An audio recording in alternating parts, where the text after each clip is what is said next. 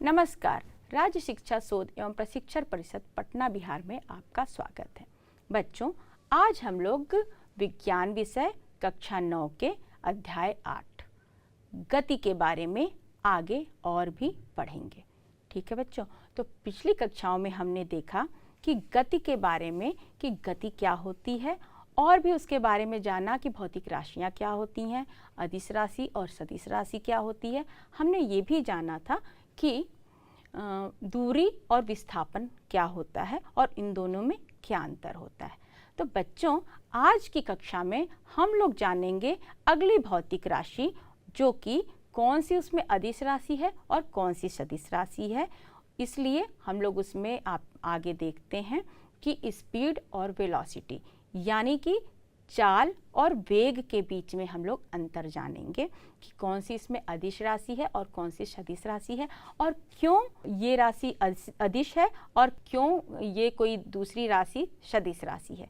तो बच्चों, जैसे हम लोग चाल के बारे में देखते हैं या स्पीड के बारे में देखते हैं, हम लोग जनरली देखो बच्चों, हम लोग ये बात से बहुत कंफ्यूज होते हैं और इस कंफ्यूजन को हम लोगों को बिल्कुल इस कॉन्सेप्ट को क्लियर होने के बाद बिल्कुल दूर करना है आज इसी समय। क्योंकि बच्चों, अक्सर ही आगे भी अगर आप यहीं पे आपका क्लियर नहीं होगा तो आगे हमेशा ये गलती करते ही चले जाएंगे। अधिकतर हम लोग बात करते हैं हम कितने चाल से आए हैं, कितने वेग से आए हैं, ये इतने वेग से ये चीज़ आई है, ये इतनी चाल से आई है, तो हम लोग बड़े कन्फ्यूजन होते हैं और सामान्य बातों में भी हम लोग बहुत ही गलत शब्दावली का यूज करते हैं, प्रयोग करते हैं चाल और वेग की जब बात आती है।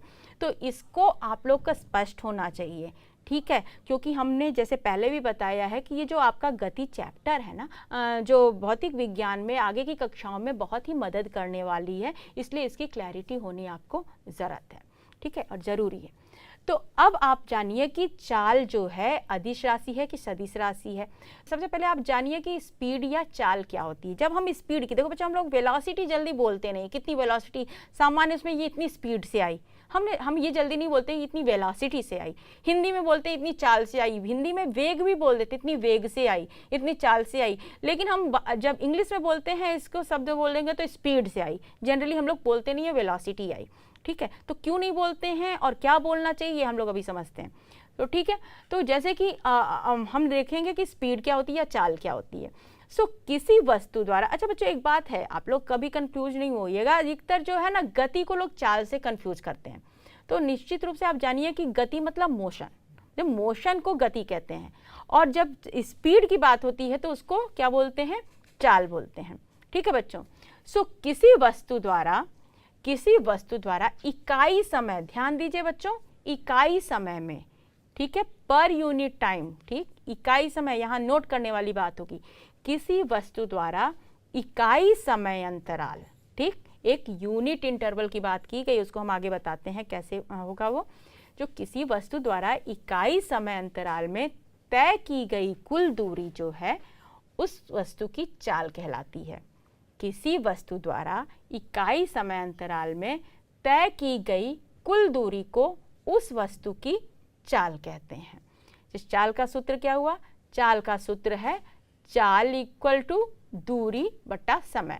अच्छा, सूत्र का इसका मतलब, इसका इंपॉर्टेंस क्या है, सूत्र का क्यों जानना है, इसलिए जानना है कि जब आपको कभी चाल को, जब आपको दूरी पता है, आपको समय पता है, समय अंतराल का पता है, तो आपको जो है जानना होगा, आप अपने से पता लगा, जब दूरी जानते रहेंगे, तय की गई समय तय की गई दूरी जानते रहेंगे, लगा हुआ समय जानते रहेंगे, तो आप अच्छे से बता सकेंगे कि किसी भी वस्तु की किस चाल से कोई वस्तु कोई एक स्थान से दूसरे स्थान पर पहुंचा है, ठीक है। इस चीज़ को हम लोग अच्छे से जान सकेंगे। तो जैसे चाल की मात्रक क्या है बच्चों, चाल की मात्रक होता है मीटर पर सेकंड। अच्छा बच्चों, एक बात आप लोग हमेशा ध्यान दीजिएगा कि जब भी कभी आप चाल की बात करेंगे या कभी किसी भौतिक राशि की बात करेंगे, बार बार हम आपको बोलते हैं, तो इसमें आपको परिमाण के साथ में उसकी इकाई को जरूर बात करिएगा, ठीक है। अब हम यहाँ बात कर रहे हैं चाल की, तो जब चाल की बात कर रहे हैं तो चाल का जो मात्रक है उसको अब चाल लिखे हैं, मान लीजिए 2 लिख दिए, 4 लिख दिए, जब तक उसमें मीटर पर सेकेंड या किलोमीटर पर घंटा ये नहीं लिखेंगे तब तक उसका कोई मीनिंग नहीं रहेगा। तो तो इसलिए मात्रक लिखना मस्ट होता है। जब कभी आप कोई सूत्र, कोई भी भौतिक राशि की बात करिए तो उसके परिमाण के साथ साथ आप उसका मात्रक लिखना नहीं भूलिएगा। तो ये आप लोग फिर से देख लीजिए, जो किसी वस्तु का इकाई समय अंतराल में तय की गई दूरी, कुल दूरी को उस तय की गई कुल दूरी को उस वस्तु की चाल कहते हैं। और चाल का सूत्र होता है चाल इक्वल टू दूरी बटा समय, और चाल का मात्रक है मीटर पर सेकेंड या किलोमीटर प्रति घंटा। जैसे कि बच्चों अभी हम क्या बोले कि किसी वस्तु के किसी समय अंतराल, एकांक समय अंतराल, क्या बोला है बच्चों? एकांक समय।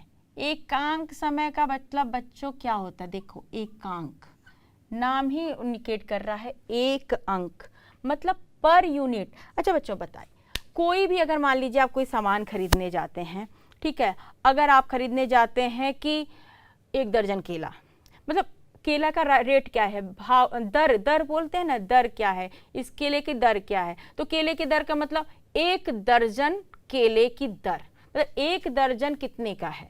तो जब हर एक की यूनिट का बात करते हैं ना कि एक कितने का, यानी कि अगर 12 मान लीजिए ये मार्कर पेन है तो 12 मार्कर का सेट आता है तो वो कितने का, लेकिन नहीं आप बोलेंगे इसकी दर क्या है, यानी एक मार्कर अगर खरीदना हुआ तो एक मार्कर का रेट क्या हुआ, दर क्या हुआ, रेट, दर। तो जो आप बात करेंगे इसकी रेट क्या है, इसका दर क्या है।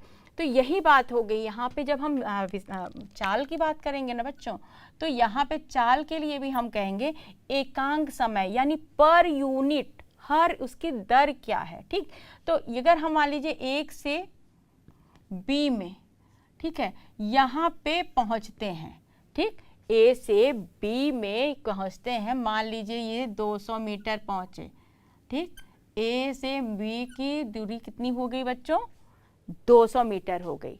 ठीक है, तो ए से बी के में हम जब 200 मीटर पहुंचे हुए हैं तो इसका दूरी कितना हो गया बच्चों, पूरा तय की गई दूरी कितनी है, 200 मीटर है। ठीक है, अब बात आती है कि ए से बी में पहुंचने के लिए कुछ समय लगाया होगा, डिपेंड करता है कि वो किस चीज़ से जाएगा।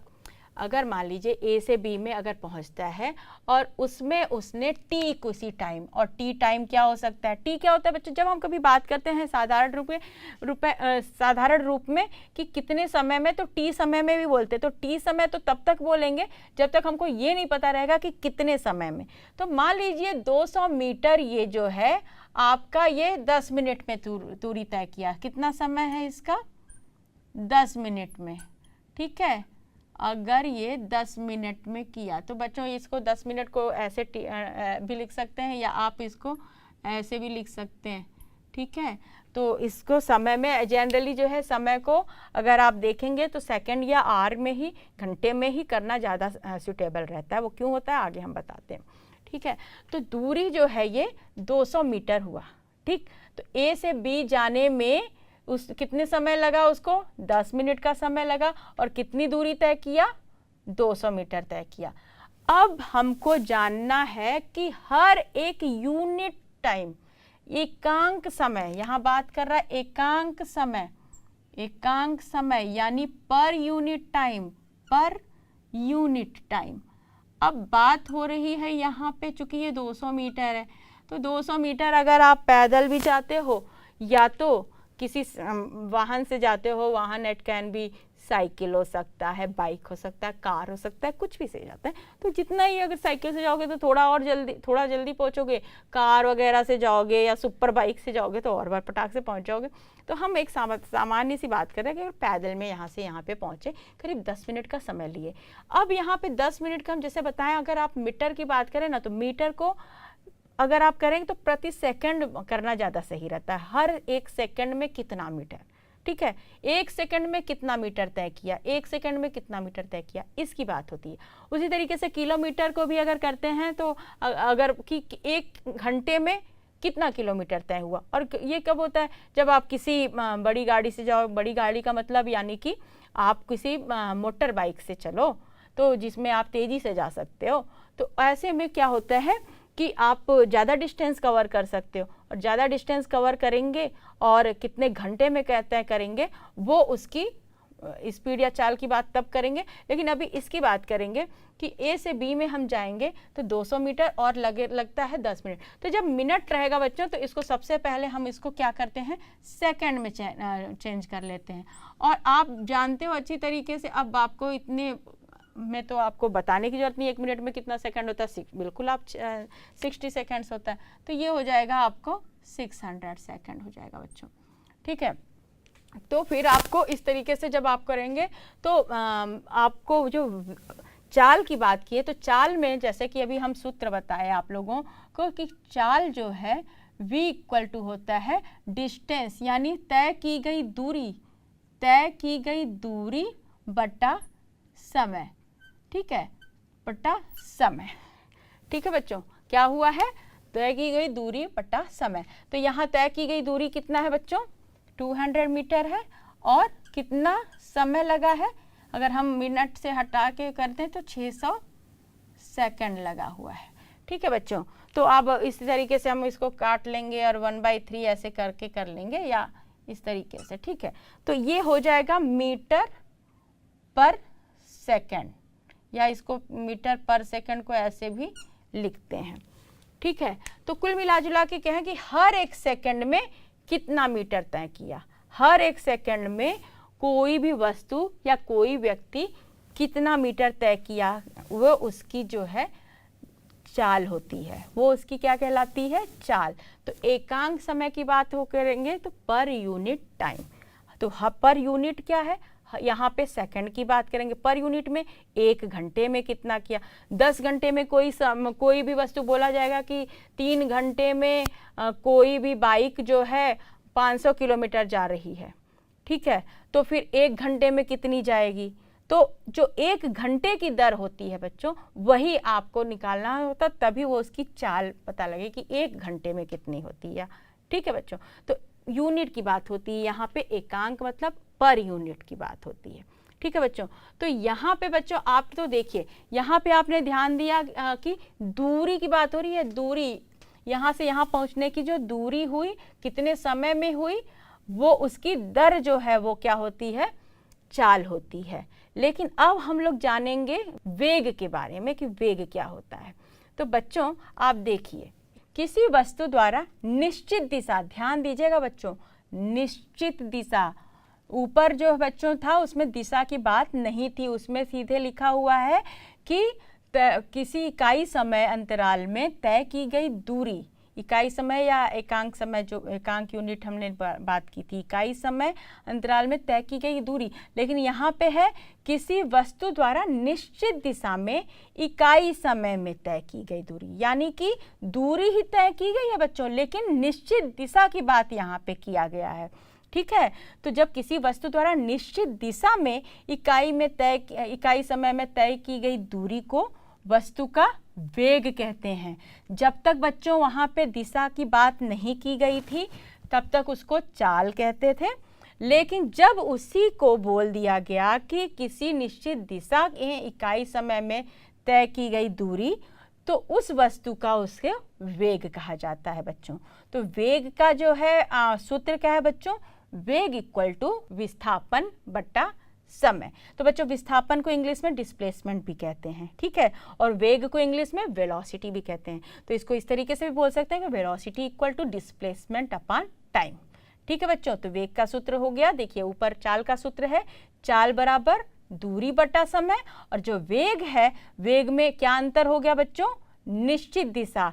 तो इसीलिए यहाँ चूंकि निश्चित दिशा की बात हो गई है, इसलिए इसको सदिश राशि कहते हैं। ठीक है बच्चों, और चूंकि स्पीड यानी चाल में दिशा का कोई बात नहीं हुआ था, इसलिए वो अदिश राशि रहेगी। और यहाँ पे दिशा की बात हो रही, क्योंकि ये बात ही है कि निश्चित दिशा में, तो इकाई समय में तय की गई दूरी को वस्तु का वेग कहते हैं। और वेग का भी मात्रक बच्चों, जैसे कि चाल का मात्रक है मीटर प्रति सेकंड या मीटर पर सेकंड, या किलोमीटर पर सेकंड भी हो सकता है, किलोमीटर प्रति घंटा भी हो सकता है।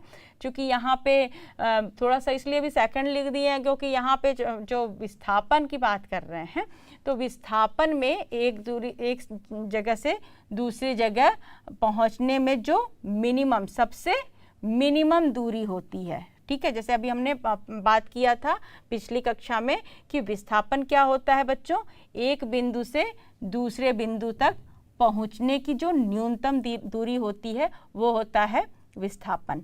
ठीक है, तो हम लोग विस्थापन जब बात किए थे तो उसमें अब अंतर क्या हुआ कि अब यहाँ जब हम वेग की बात कर रहे हैं, जब हम वेग की बात कर रहे हैं तो वेग क्या होता है बच्चों, विस्थापन बटा समय। क्या होता है, वहाँ होता है दूरी बटा समय और यहाँ होता है विस्थापन बटा समय। यानी कि इकाई, जैसे अभी हमने बताया कि इकाई यूनिट मतलब यूनिट पर यूनिट, इकाई समय में हर एक समय यानी हर सेकंड या हर घंटे में कितनी दूरी तय किया था उसमें चाल में, और यहाँ पे कितना विस्थापन हुआ। और हमने बात किया था भी कि पिछली कक्षा में कि विस्थापन क्या होता है, किसी भी दो बिंदुओं के बीच की जो न्यूनतम दूरी होती है वो उसका विस्थापन होता है।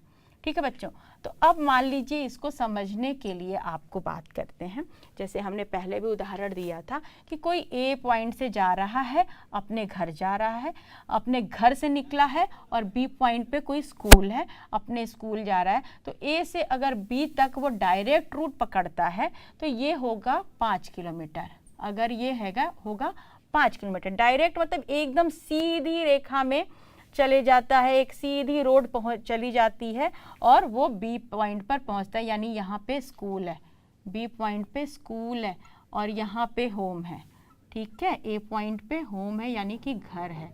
ठीक है बच्चों, तो अगर यहाँ पे ए से बी में पहुंचता है और 5 किलोमीटर उसका जो सीधी रेखा में अगर जाता है, कोई भी सीधी रोड जाती है तो 5 किलोमीटर रहता है। लेकिन जैसा कि हम पिछले कक्षा में देखे थे एक उदाहरण कि वो अपने दोस्त के साथ उसके घर गया, यहाँ पे उसके घर पे पहुंचा था, उसके बाद वो अपने स्कूल पहुंचा, तो ये पूरा करके इसको करीब 8 किलोमीटर लग गया था। ठीक है, यहाँ पे उसको 8 किलोमीटर तक डिस्टेंस आया था। तो बच्चों ये पूरा यहाँ से अगर ए से बी अगर ये वाया दूसरे के अपने दोस्त के घर पहुँचता है तो उसकी तय की गई दूरी रहेगी 8 किलोमीटर। लेकिन यहाँ से ए से बी तक अगर वो पहुँचता है तो उसका विस्थापन जो कितना हुआ, 5 किलोमीटर। क्यों? क्योंकि जैसे हमने बताया कि जो मिनिमम दूरी होती है वो एक बिंदु से दूसरे बिंदु का वो होता है विस्थापन, और उसमें दिशा भी फिक्स रहता है कि किस दिशा में। तो ए से बी बोला सीधी रेखा में, चाहे उत्तर दिशा पूर्व दिशा जिस भी दिशा में जाना है उस दिशा में। तो यहाँ पे विस्थापन भी आपका क्या था, सदिश राशि था। चूँकि समय अदिश राशि है जैसा कि पहले भी बता चुके हैं आपको। तो वेग जो है, चूंकि वेग में निश्चित दिशा की बात होती है कि किस दिशा में जा रहा है, सीधी रेखा में भी जा रहा है और किस दिशा में जा रहा है। तो यहाँ पे जो बात होगी वो इसलिए वो वेग जो है आपका सदिश राशि रहता है। तो बच्चों अब तो ये तो बात हो गई कि दूरी की, लेकिन अब बात होती है कि अब ए से बी पॉइंट तक जो पहुंचने में कितना समय लगा। यानी 5 किलोमीटर अगर मान लीजिए पहुंचने में उसको कितना समय लग रहा है, मान लीजिए फिर से अगर इसे बाइक से जा रहा है और बोल देते हैं 30 मिनट्स लगा। कितना?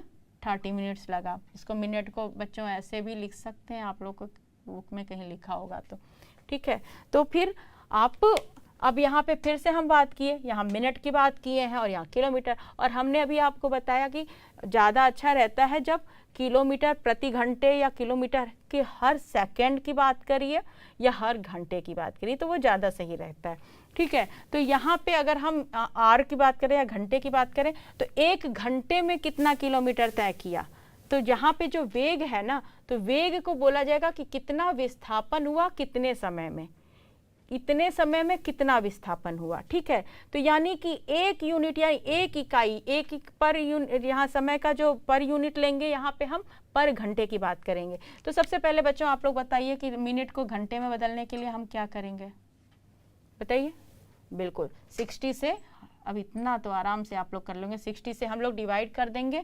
तो ये आर को हम लोग ऐसे आर में ऐसे घर लिख देते हैं, या बच्चों इसको घंटे में कर देते हैं। ठीक है, तो इसको डिवाइड कर देंगे तो ये हो जाएगा 1/2 आर हो जाएगा या 0.5 हो जाएगा। ठीक है बच्चों, तो फिर अब हम जब वेग लिखेंगे तो विस्थापन इसका यहाँ पे कितना हुआ बच्चों, वेग हमको निकालना हुआ, तो विस्थापन इसका क्या 8 किलोमीटर? नहीं, वो दूरी है। कितना है ये? 5 किलोमीटर जो है ये हुआ, ठीक है। और फिर उसके बाद में इसका पर यूनिट टाइम की बात किया, तो यानी पर यूनिट घंटे की बात करी, तो यहाँ पे समय कितना है बच्चों? चाहे 0.5 घंटे की बात करें, पहले तो सबसे पहले अच्छा आप 30 मिनट ही लिख दो, नहीं कंफ्यूज हो जाओगे आप लोग।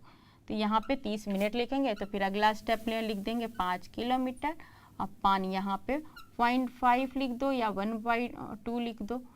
5 डिवाइड बाई 0.5 भी लिख सकते हो बच्चों, क्योंकि यहाँ पे हो गया, या दूसरे तरीके से यहाँ पे आप लिख सकते हो 5, उसके बाद यहाँ डिवाइड बाई 1/2 लिख सकते हो बच्चों, और ये फिर ऊपर आ जाता है। आता ही आप जानते हो, इतना तो प्रोपोर्शन रेशियो वाला चीज़ कर ही लेते हो आराम से आप लोग।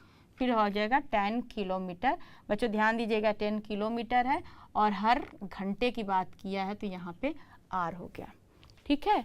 तो इस तरीके से जो विस्थापन और समय को पर यूनिट टाइम, तो यूनिट टाइम के मतलब है चाहे पर सेकंड या पर घंटे में कितना विस्थापन हुआ, इस बारे में बात की जाती है। और उसका मात्रक हमेशा जो, अच्छा बच्चों मात्रक की जब बात करते हैं तो मात्रक तो कई होते हैं, जैसे किलोमीटर आर हो गया, मीटर पर सेकंड हुआ, लेकिन जनरली जो सबसे ज़्यादा यूज होता है तो उसको एक स्टैंडर्ड यूनिट कर लेते हैं उसका, तो वो है आपका एसआई मात्रक बोला जाता है।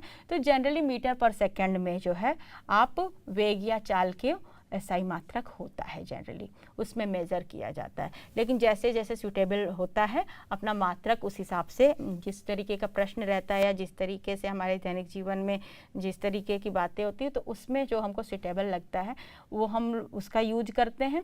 लेकिन ध्यान देना है कि मात्रक का यूज ज़रूर करना है और सही तरीके से करना है, ठीक है बच्चों। चलिए आगे देखते हैं। तो बच्चों आप जैसे उदाहरण के रूप में देख लीजिए, उदाहरण है जैसे वेग में परिणाम व दिशा दोनों होता है, अतः यह एक सदिश राशि है। तो उदाहरण के लिए जैसे मोहन है पश्चिम की ओर 2 किलोमीटर तक दौड़ा, ठीक है। इसमें बात हो जाएगी कि मोहन पश्चिम की ओर 2 किलोमीटर तक दौड़ा, इसमें दिशा जो पश्चिम है और परिमाण कितना हो गया 2 किलोमीटर, ठीक है बच्चों। यहाँ पे क्लियर बताया है कि मोहन पश्चिम में 2 किलोमीटर तक दौड़ा, तो यानी इसमें परिमाण भी बताया है कि 2 किलोमीटर है और इसमें दिशा भी बताया है कि पश्चिम दिशा की तरफ दौड़ा है, तो इसलिए ये क्या हो गया, एक सदिश राशि हुआ, ठीक है बच्चों।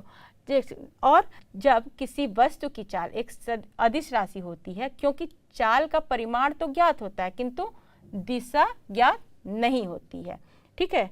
क्योंकि उसमें चाल में जैसे मान लीजिए मैग्नीट्यूड पता रहता है यानी परिमाण पता रहता है, लेकिन उसका दिशा नहीं पता, जैसे कि हमने डिस्टेंस में या दूरी में हमें दिशा का बोध नहीं था, ठीक है। तो किसी वस्तु की चाल का जो परिमाण है वो हमेशा जो मैग्नीट्यूड होता है बच्चों, जब चाल की बात कर रहे हैं तो उसका मैग्नीट्यूड या परिमाण जो है हमेशा जो है धनात्मक यानी पॉजिटिव होता है। जैसे 5 किलोमीटर 6 किलोमीटर, कभी ये नहीं कह सकते कि -6 किलोमीटर, ऐसे नहीं बात करेंगे, वो हमेशा धनात्मक होता है यानी कि पॉजिटिव होता है।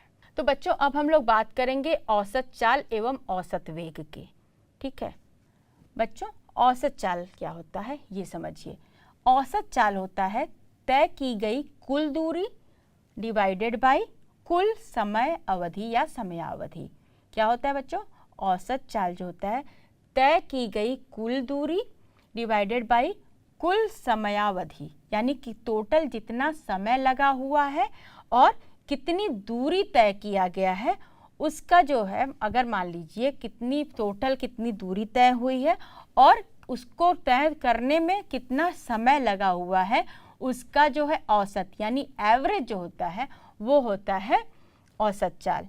जैसे कि यदि एक वस्तु t समय में s दूरी तय करती है तो उसकी चाल होगी v = s/t। तो बच्चों हम लोग औसत चाल जानने के लिए एक उदाहरण लेते हैं।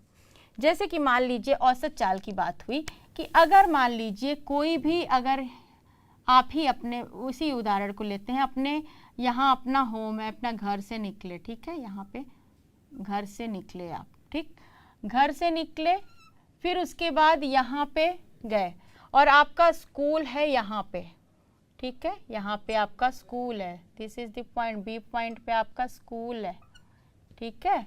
तो आप यहाँ ए से निकले, ठीक, स्कूल ठीक, ए से निकले और बी पे आपका फ्रेंड का घर हुआ।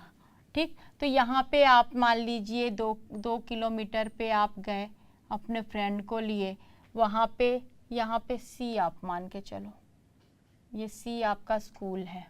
ठीक है,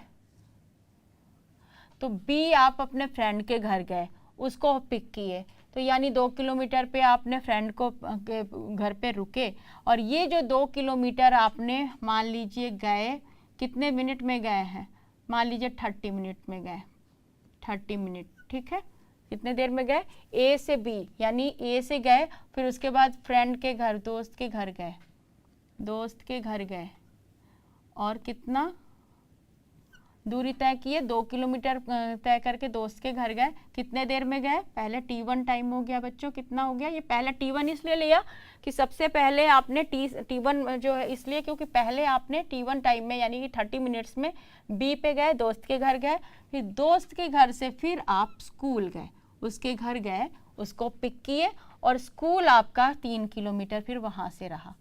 ठीक, यानी कि और ये तय करने में आपको लगा, अब जैसे दोस्त के साथ गए तो थोड़ा सा तेजी से गए, और इसको भी तय करने में आपको T2 टाइम लगा, और इसमें भी आपको 30 मिनट ही लगा, क्योंकि आप स्कूल के लिए लेट हो रहा था ना, तो थोड़ा थोड़ा जल्दी जल्दी चल के गए।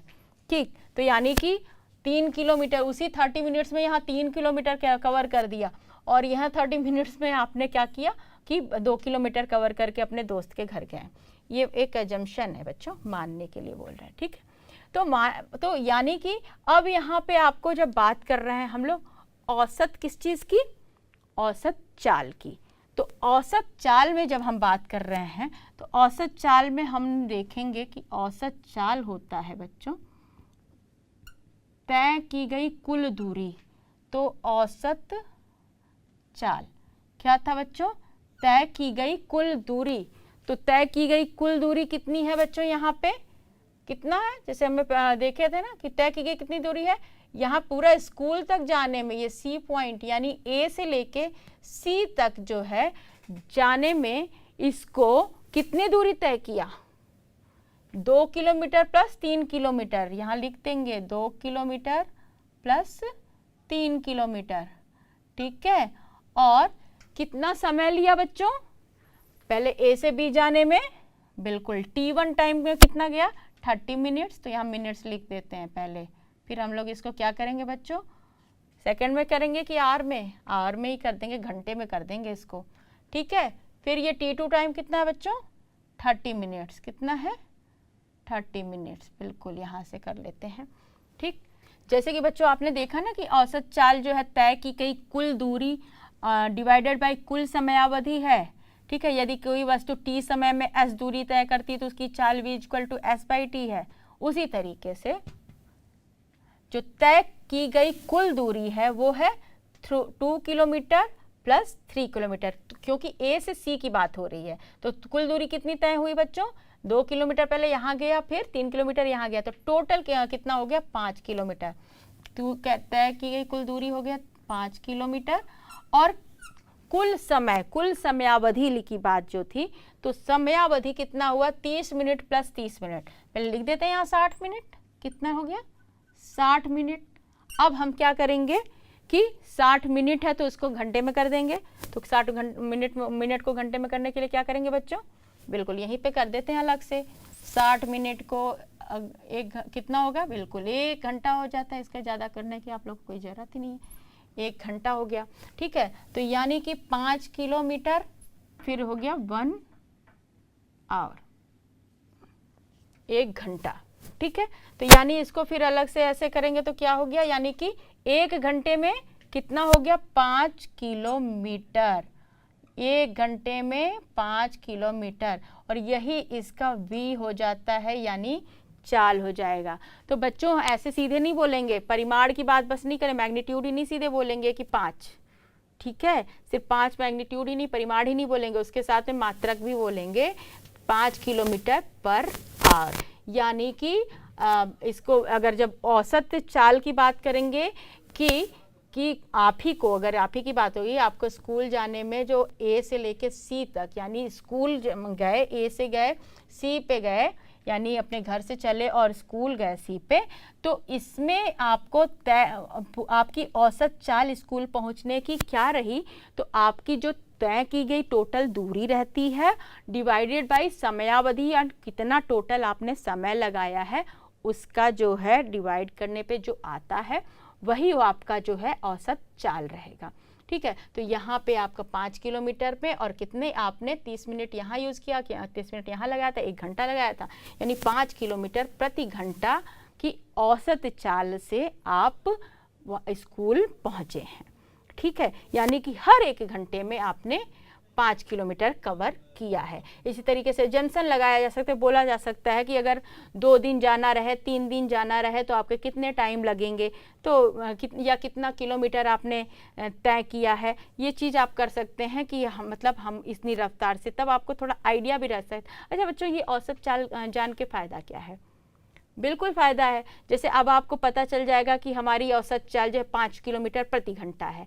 ठीक, कि अगर हम साइकिल से चलाते हैं तो आपको अगर उसी चाल से अगर आपको कहीं और भी पहुंचना रहेगा तो आप अच्छी तरीके से जान सकते हैं कि हम 1 घंटे में कितनी दूर तक पहुंच सकते हैं या 30 मिनट में कितनी दूर तक पहुंच सकते हैं। उस तरीके से हम आइडिया लगा सकते हैं कि अब समय का, कि हम कहीं पे भी निश्चित समय में पहुँचने के लिए हमें कितना निश्चित दूरी पे पहुंचने के लिए हम कितना समय लगेगा। ये हमारे जीवन में इसका बहुत महत्व रहता है।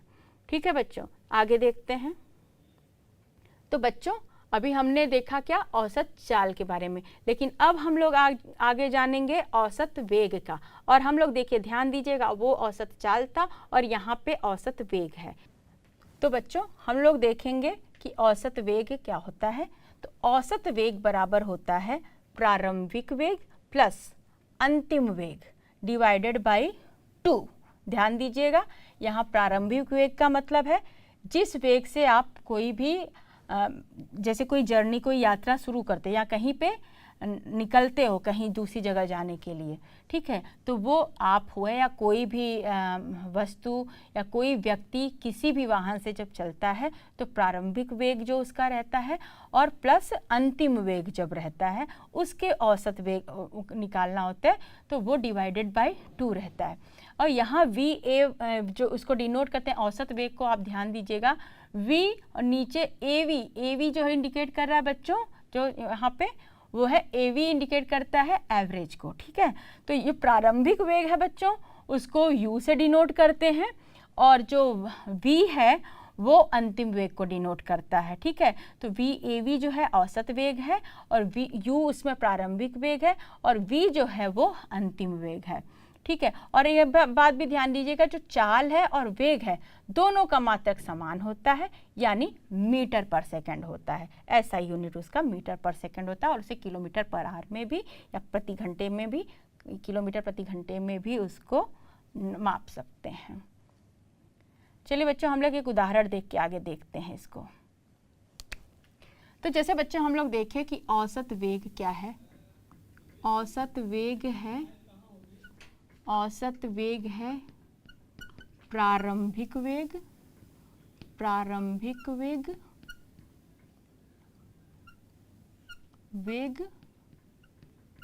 प्लस अंतिम वेग डिवाइडेड बाय 2। ठीक है, जब प्रारंभिक वेग को हम लोग किससे डिनोट किए थे बच्चों, U से, और एवरेज इसको किस तरीके से लिख देते हैं वेग को, जब यहाँ देखिए वेग है बच्चों, वेलोसिटी, स्पीड नहीं है, चाल नहीं है, इसको किससे करते हैं, VAV कर देते हैं, और प्रारंभिक वेग को U से करते हैं और अंतिम वेग को V से करते हैं। फाइनल जो है जो आपकी वेलोसिटी रही, और ये U जो है इनिशियल वेलोसिटी है, और वो डिवाइडेड बाय 2।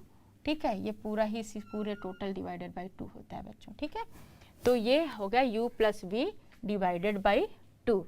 ठीक है, तो यानी कि जब कोई भी वस्तु या कोई भी व्यक्ति किसी भी वाहन से रहे, चाहे पैदल रहे, चाहे किसी भी मोटर गाड़ी से रहे, या मान लीजिए कि कार से ही चल रहा है, तो कार में अगर कार रेस्ट पोजीशन पे है बच्चों, रेस्ट पोजीशन पे है यानी कि विरामावस्था में है, अगर कार रुकी हुई है और अगर रुकने के बाद वो आगे जो है 20 किलोमीटर प्रति घंटे की रफ्तार से आगे बढ़ रही है।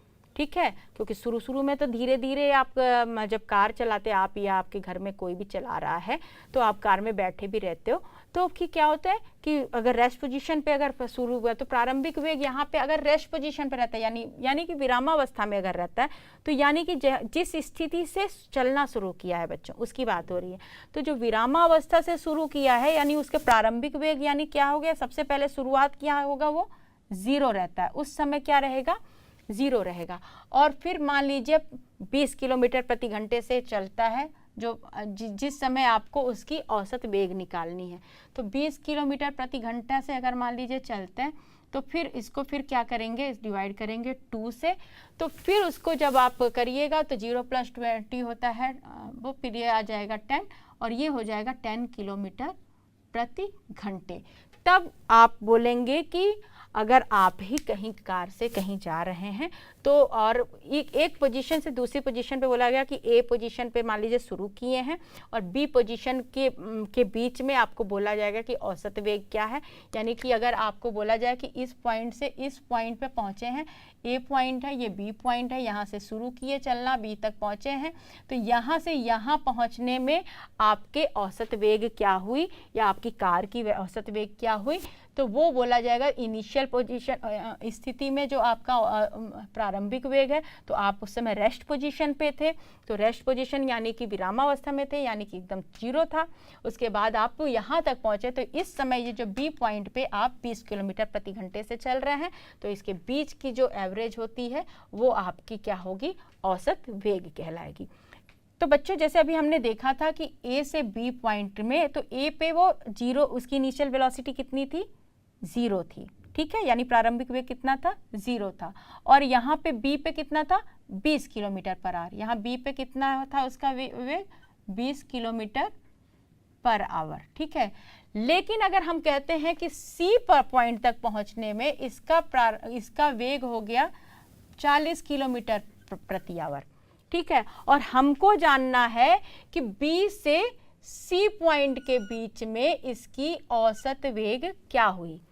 अब हमें जब ये जानना होगा कि बी से सी पॉइंट तक पहुंचने में औसत वेग की सी की क्या रही। जैसे मान लीजिए आप ही कार में बैठ के जाते हैं, ए से बी तक पहुंचे, उसका औसत वेग आपका 10 किलोमीटर प्रति आवर था, लेकिन यहाँ पे जैसे ही बी से सी की बात हुएगी तो बी पे आप 20 किलोमीटर प्रति आवर, तो उस समय आपका प्रारंभिक वेग कितना हो जाएगा बच्चों।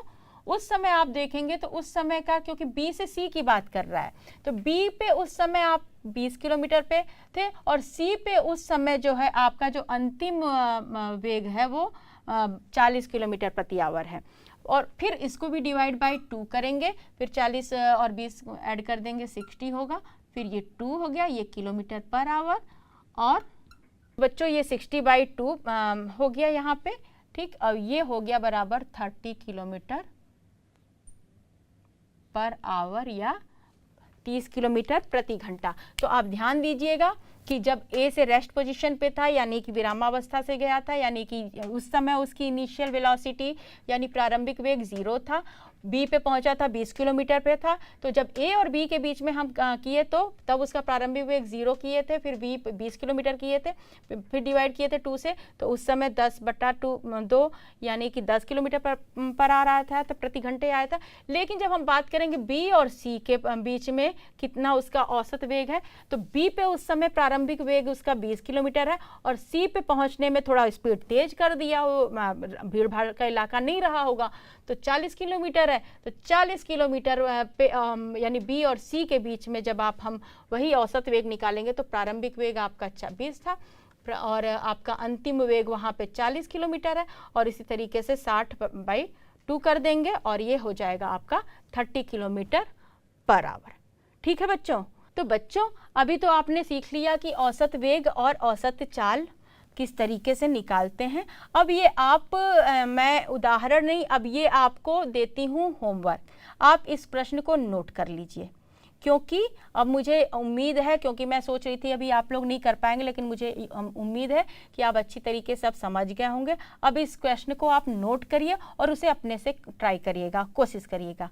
प्रश्न है आपका कि उषा 90 मीटर लंबे तालाब में तैरती है वह एक सिरे से दूसरे सिरे तक सरल रेखीय पथ पर जाती है तथा वापस आती है। इस दौरान वह कुल 180 मीटर की दूरी 1 मिनट में तय करती है। ऊषा की औसत चाल और औसत वेग को ज्ञात कीजिए। तो बच्चों इसको आप जल्दी से नोट कर लीजिए। बिल्कुल बच्चों, आप लोग इसकी पिक्चर्स ले लीजिए मोबाइल से, या तो इसकी स्क्रीनशॉट ले लीजिए मोबाइल से, और इसको आप ज़रूर करिएगा। तो बच्चों उम्मीद है कि आप लोगों ने आज दूरी और विस्थापन तथा वेग और चाल में अच्छे से अंतर समझ लिया होगा, और इसमें कौन सी अदिश राशि है, कौन सी सदिश राशि है, इसको भी जान लिया होगा। फिर औसत चाल भी निकालना आपने सीख लिया है, और औसत वेग भी निकालना सीख लिया होगा, और उसको आप यूज़ करके अभी आपको जो होमवर्क मैंने दिया है उसको आप करिएगा, कोशिश करिएगा, निश्चित तौर पे आप उसको कर पाएंगे। इस उम्मीद के साथ मैं अगली कक्षा में आपसे मिलती हूँ। तब तक आप लोग हंसते रहिए, मुस्कुराते रहिए और भौतिक विज्ञान से मज़े लेते रहिए। नमस्कार।